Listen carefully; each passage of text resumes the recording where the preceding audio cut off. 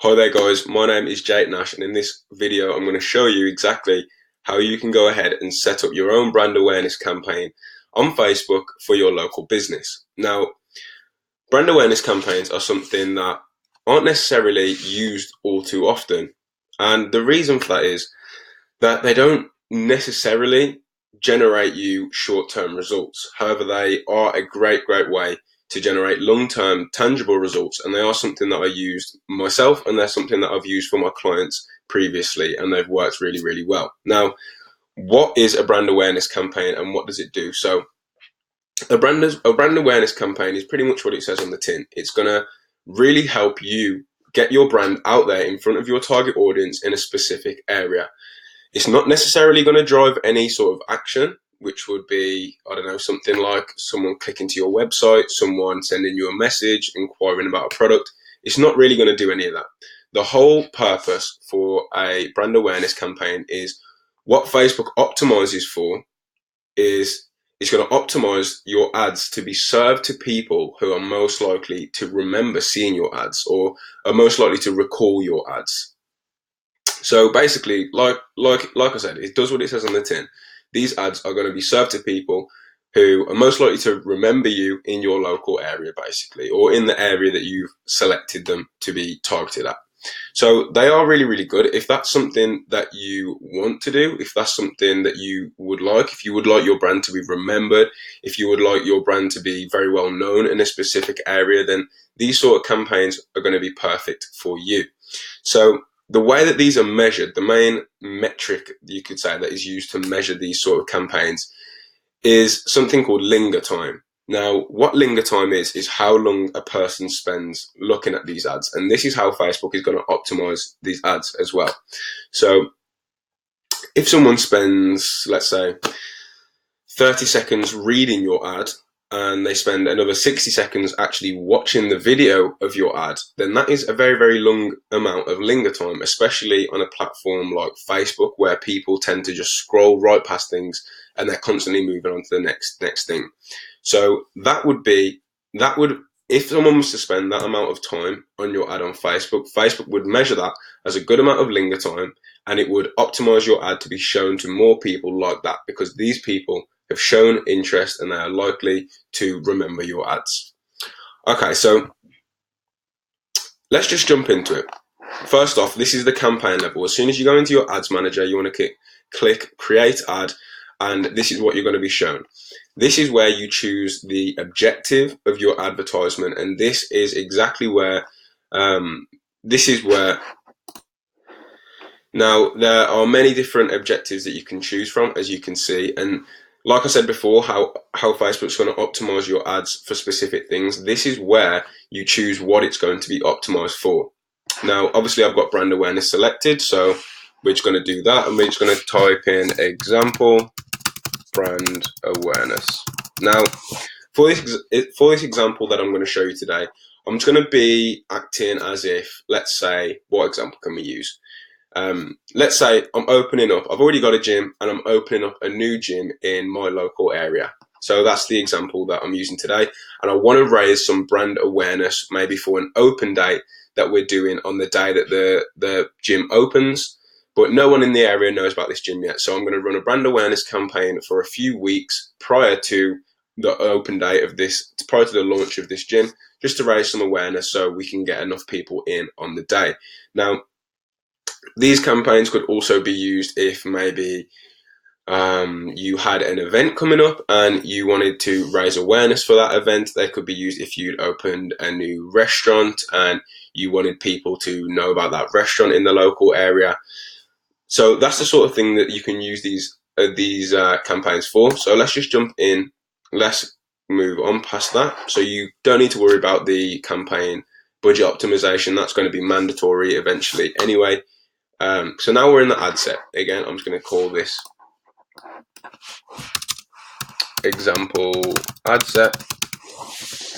Okay, now the first thing that we're going to be doing, the first thing that you're going to see is custom audience. Now, ideally, in this situation where I'm acting as if I've already owned the gym and I'm opening up a new gym. So what I would do ideally, if this is something that you have, is I would take the email list of my members at my current gym. So say I had 200 members at my current gym, or even 500 members at my current gym, and I had all their emails on file, obviously, I would download that email list and I would upload it into Facebook as a custom audience. Now, once you've uploaded it as a custom audience, you can then make a lookalike audience from that. Now, this is going to be people who look exactly like the custom audience you've already set, which in this case would be members at your previous gym. So what Facebook is going to do is find people in this new target audience who look exactly like your previous members or like your current members. So this is going to be a really, really good way to find your perfect audience. So I've got just an example one that I've made here. So a lookalike example of email list. So that's where I would add that in. Now, obviously, this isn't an actual audience at all. This is just an example that I've just threw together for this video. But if you did have that, then and once it's populated, that would narrow down this audience massively. However, we're not going to use it for this example. We're going to assume that the majority of you probably don't have that sort of thing. So if you didn't have a custom audience, if you didn't have some sort of data that you can upload into Facebook, which could be website traffic, it could be even you can use Facebook page engagements, people who engage with your Facebook page. It could be email lists, any sort of data that you might have. You can upload that into Facebook the majority of the time and then create lookalike audiences from that. So okay, so let's choose a location. I'm going to use my location. So let's just say Stourbridge, West Midlands. Okay, Stourbridge, perfect. So we've selected Stourbridge. So this is the location of my gym. Now, 40 kilometers is probably a little bit too much. People aren't necessarily going to go 40 kilometers to a gym. I would say the most people would probably drive to a gym is maybe 5 miles, something along those lines. So even let's just say 10 kilometers. I think we could even go less than 10 kilometers, to be honest. We could probably go 8 kilometers. Oh, it's going to give us the minimum. The smallest radius that we can choose is 17. So let's go with that, which is just over 10 miles. Okay, so we've got the area selected. Now, I'm going to leave the age. When it comes to the age, a lot of people, this would depend on what gym you were opening, whether it was heavily set towards bodybuilding, whether it was a very open gym, just like a commercial gym. So you've got to use a little bit of common sense here. But for this example, I'm going to keep it quite open as if it was a commercial gym.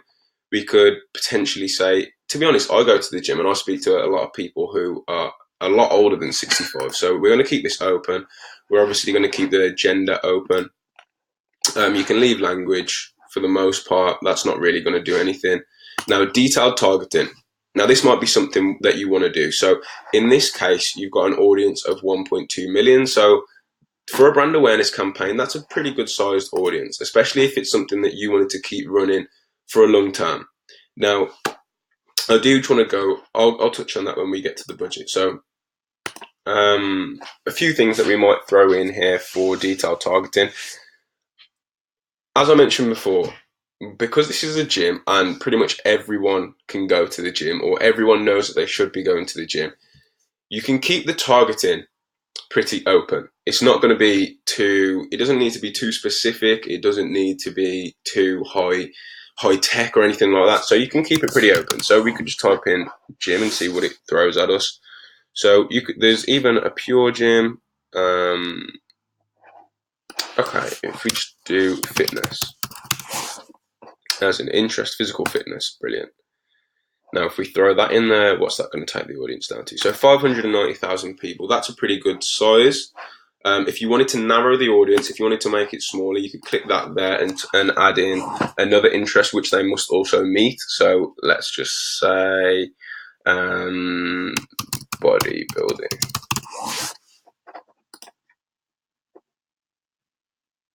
Okay, so that's going to take the audience down to 210,000 people. So that's brilliant.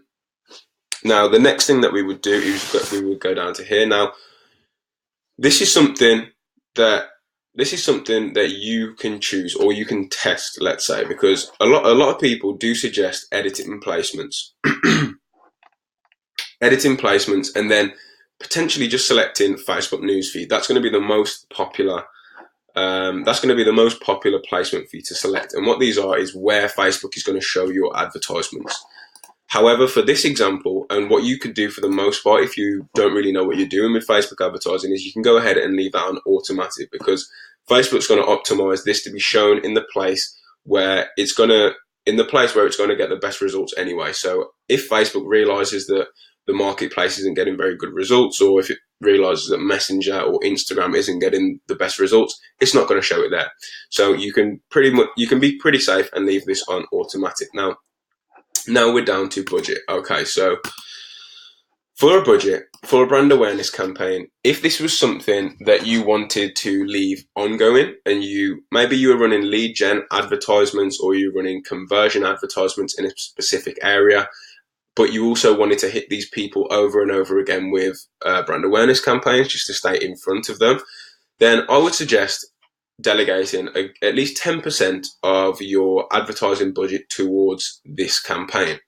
Now, in this case, if you was just running a brand awareness campaign for 2 or 3 weeks before the opening of this new gym, you could go ahead and increase that budget, because there's no other campaigns running at this point. This is the sole main campaign, so you could do that. But at the end of the day, the budget is just purely down to what you're comfortable to spend. And it's also, as you change the budget, so if we put that to 15, it's going to change the estimated daily results over here as well.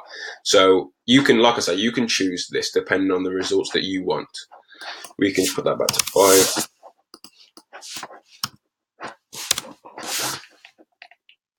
5. Okay.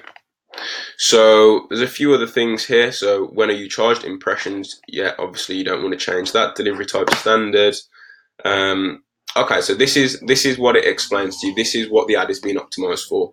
Ad recall lift will serve your ads to maximize the total number of people who remember seeing your ads. To help us improve delivery optimization, we may survey a small section. That bit is unimportant, but basically that's what they're going to do with this campaign objective. They're going to serve your ads to the maximum number of people who are most likely to recall seeing your ads. So that's what brand awareness is: staying in people's minds, raising awareness of your brand, literally. So if we're going to keep scrolling down, that's all done at this point. We can continue.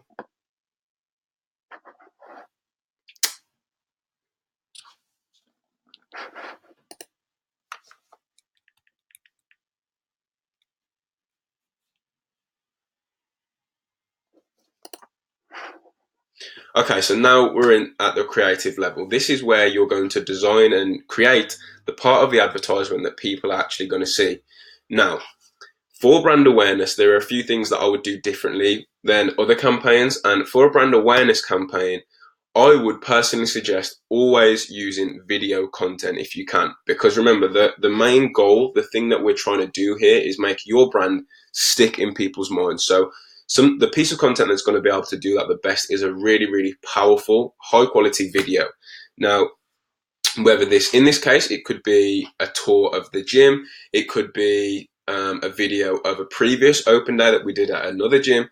That's going to be a really, really good piece of content to show. If you were a beauty salon, for example, you could do a really, really nice video of your beauty salon. If you were a restaurant, you could do a video of someone cooking food and then serving it to the customers in your new restaurant. So there's a ton of things you could do here, but a really powerful video is going to work best, in my opinion. Again, this is something that you're more than welcome to go ahead and test. And if you don't, for some reason, have a video yet, or you don't have the ability to create a video, you can use an image by all means. But like I say, a video, in my suggestion, is what's going to work best. Now, if we scroll down, what I would also suggest for brand awareness campaigns is to use an existing post. Rather than going down here and creating an ad within Ads Manager, you want to go ahead and use an existing post, which you can do by clicking this button. Now, the benefits of doing this is because an advertisement isn't actually going to appear as a post on your Facebook, on your Facebook feed, and you're more than likely going to have a few different ads running. What you can do is you can direct all these ads, and if you wanted to split test audiences, you can select the same by using a selected post. So this would be a post that you've already posted to your Facebook page. You can select that post, and what that's going to do is it's going to build up all the engagement on one post, which is just going to generate more social proof and going to help that post perform even better, rather than having the likes and shares and comments split across loads of different posts. They're all going to be on this one post, and it's going to be on your page as well, which is going to help people realize, well, it's going to help people think that this isn't necessarily an ad, because as soon as someone thinks that an ad is an ad, they're going to keep scrolling. The trick to advertising is to make them think it's just a normal post and something that they want to engage with and something that they want to show attention to and something that they want to watch. So for this example, we're going to use an existing post. Now, obviously, in your case, what you would do is you would go to your Facebook page, you would post the post that you wanted to run as an advertisement, and then later on you would come in here and select this as your creative. However, for this example, I'm just going to select this post, which was, this is just a video that I shot with a client after we completed a one-day training. So I'm just going to use this. And what you can also do is you could add a call to action button. However, like I say, the purpose of this post is going to be, the purpose of brand awareness and what Facebook is optimizing this ad for is just to show it to people who are most likely to remember. It's not going to show it to people who are most likely to click.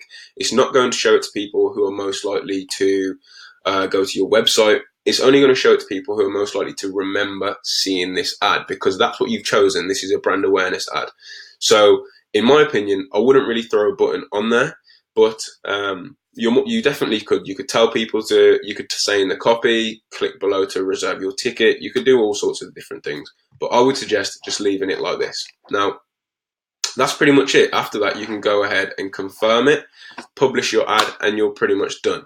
Now, apart from that, I hope you guys enjoyed this video. I hope you've learned something from this short video. And yeah, I hope that you can go out there now and you have a better understanding of the Facebook Ads Manager, and you feel a little bit more comfortable going and creating your first brand awareness campaigns. All I'm going to say is, if you have any trouble at all, if you have any questions about Facebook advertising, or maybe if you give this a go but you get a little bit stuck, feel free to reach out to me on my page. I'll be posting this from my page, so feel free to reach out to me and ask me any questions, ask me for any advice, and I'm more than happy to help you out. And apart from that, guys, I hope you have an amazing day, and I'll speak to you soon. Bye-bye.